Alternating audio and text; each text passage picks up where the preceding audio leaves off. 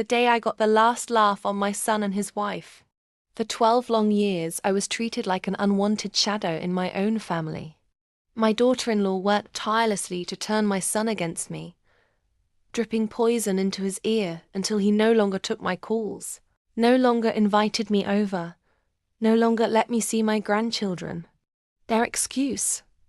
Boundaries. But the truth. She hated me, and he chose her side. So for over a decade, I wasn't allowed inside their home. I spent holidays alone, birthdays forgotten, and family dinners replaced by silence. It broke my heart. Until it didn't.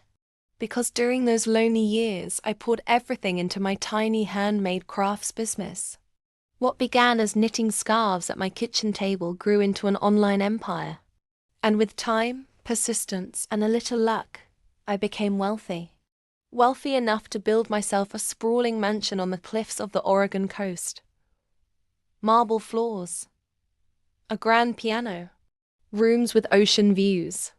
And suddenly, my estranged son and his wife remembered I existed. One afternoon, they showed up at my gate, bags packed and children in tow. My daughter-in-law had that same smug smile, but this time it was laced with desperation.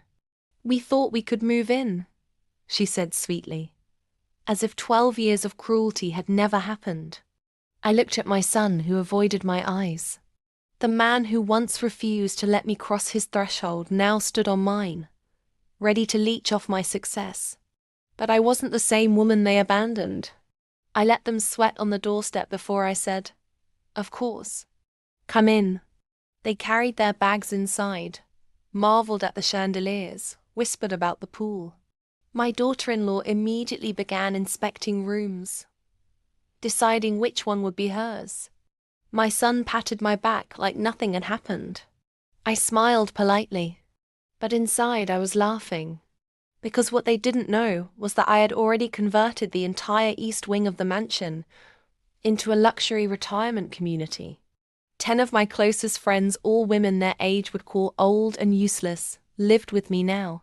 Widows, divorcees, women who had also been cast aside by family.